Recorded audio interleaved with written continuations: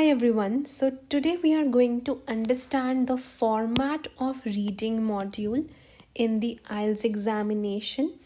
So we are going to understand what's the overview, what is the main criteria, how many questions are going to be there, and in how much time you have to solve these.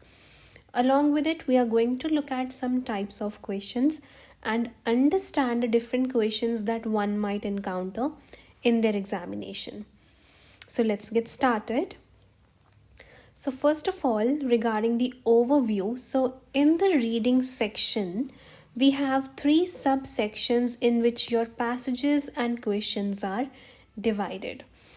Overall, there are going to be 40 questions which you have to solve, and these are to be solved in 60 minutes.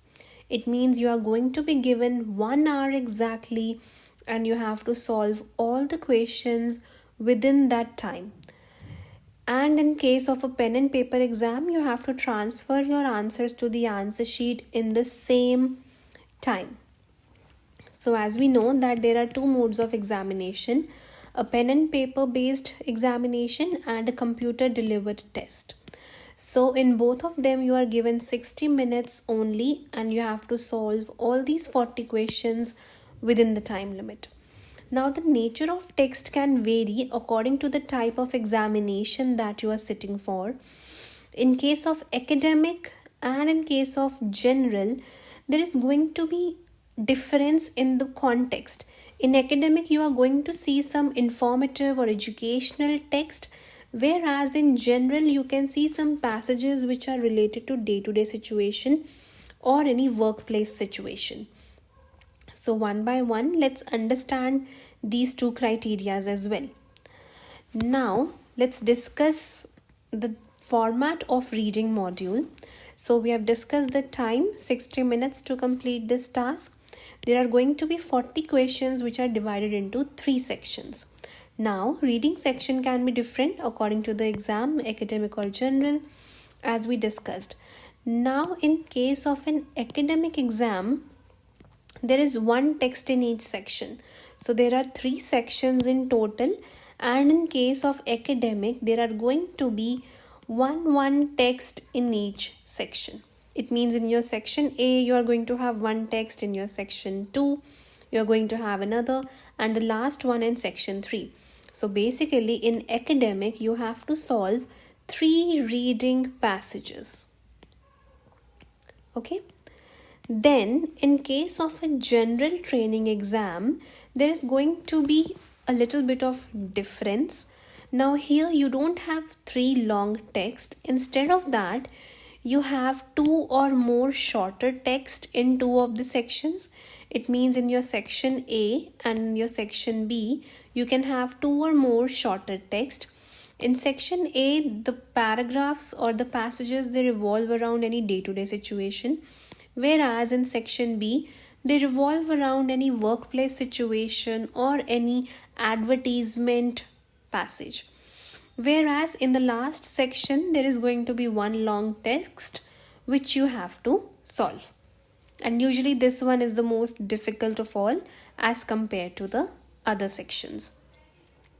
Now, there is also a difference in the context of the questions in academic or general examination.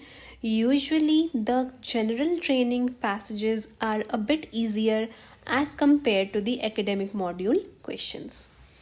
Now, let's understand the types of questions.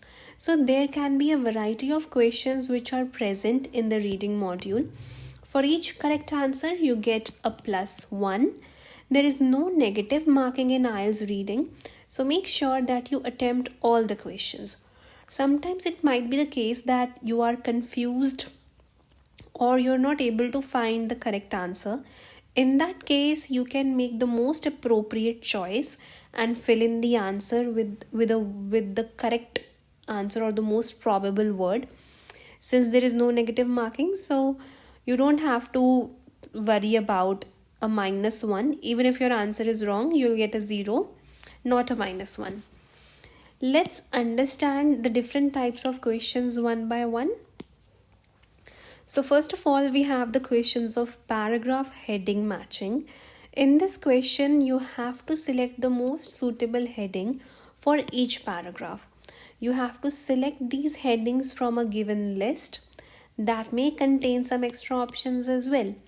Now, for this type of question, your paragraphs are labeled as A, B, C, and so on, depending on the number of paragraphs.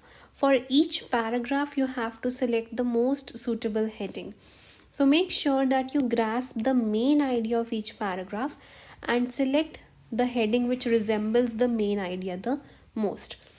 Naturally, there are going to be extra options which are going to confuse you. So make sure that you understand the meaning of the passages of the paragraph as well as the headings which are mentioned. Next, we have paragraph information matching question. So here you are given some statements and you have to categorize them according to the different paragraphs which include that piece of information.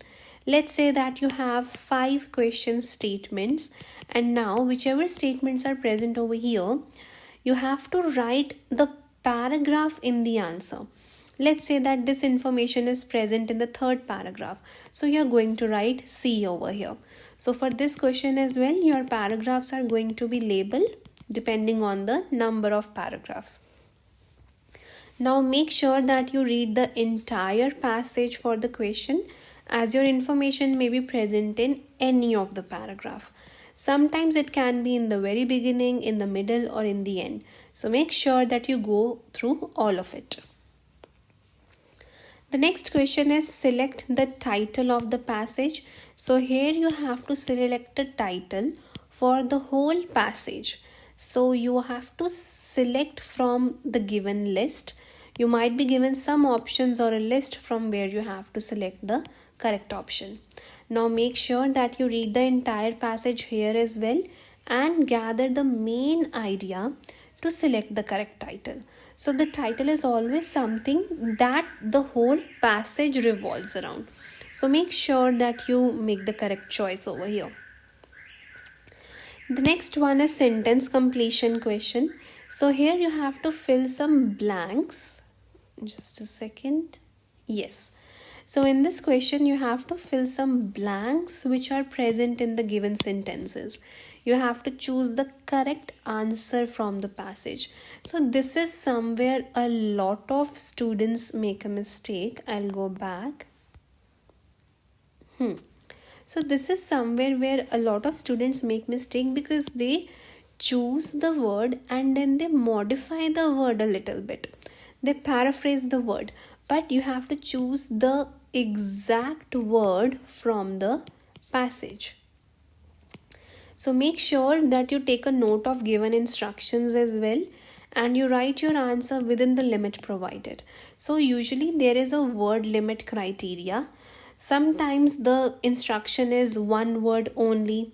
It can be 2 words only. No more than 1 word, no more than 2 words. So make sure that your answer is in accordance with the instruction. The next question is true, false, not given or yes, no, not given question. So in this question, you have to categorize the given statements as true, false or not given depending on their relevance with respect to passage. If a similar kind of information is present, then you have to mark it as true. If any opposite kind of information is present, then you have to mark it as false. And if we cannot comment on this information because we don't have enough knowledge or criteria, then we have to label it as not given.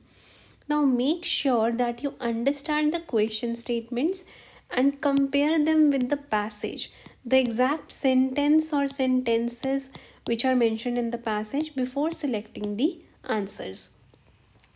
Also, remember to take a note that whether you have to write in true false format or yes no format.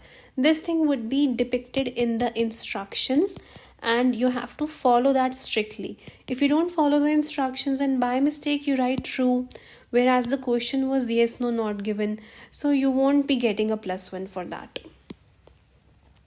The next question is a multiple choice question. Now these questions can be of 2 types. The first type can be where you are given 3 to 4 options and you have to select the correct one. And the second option can be where you are given a long list of options and you have to select one or two options.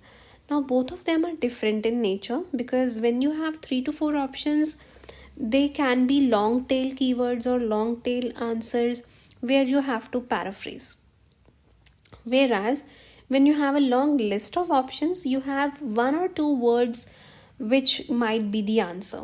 So make sure that you understand the options carefully and assess them in regards to the passage. When you have a clear information present in the passage, then you should mark the correct answer. You can even use the skill of elimination over here.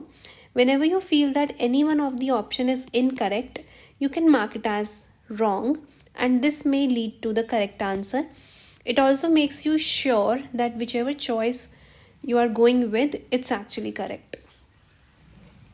Next we have summary, notes, table, flow chart or diagram completion. So in this task you have to complete the blanks which might be present in different ways. You have to choose the correct words from the given passage. Now make sure that you understand and paraphrase the question statements over here and relate the information with the passage before selecting the answers. Now in all of these questions, the basic aim is to fill the blank. Now this blank might be present in sentences which are joined together to form a summary. This blank can be in the way of a bullet point in notes. It can be in a tabular form, a blank in the sentences of a flowchart, or a blank in diagram labeling question.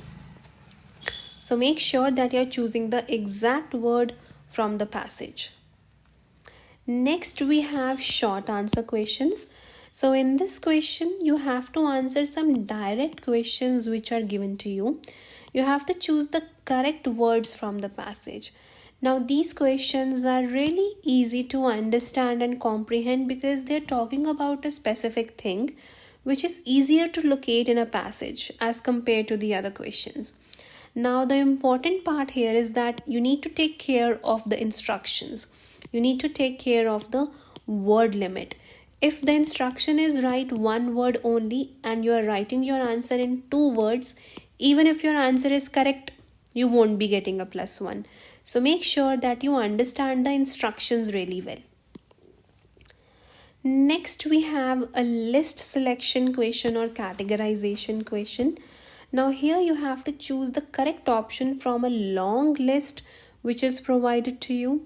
The list can also include some categories which you have to divide the question statements into. So here you are going to have some options in the list, or there can be some words which categorizes the statement. These words can be any timestamp, name of any particular person or a researcher, etc. Now make sure that you go through the specific details which you need to look into to find these answers. You should also learn the skill of scanning for these types of questions. Next we have matching sentence ending questions. In this question you have to match the beginning of the sentences with the most appropriate endings given in the list. So it's very easy question, but you have to take care that whichever option you are selecting should be grammatically correct. Sometimes we might mismatch a sentence, so a key point to check your answer is to check if it's grammatically correct or not.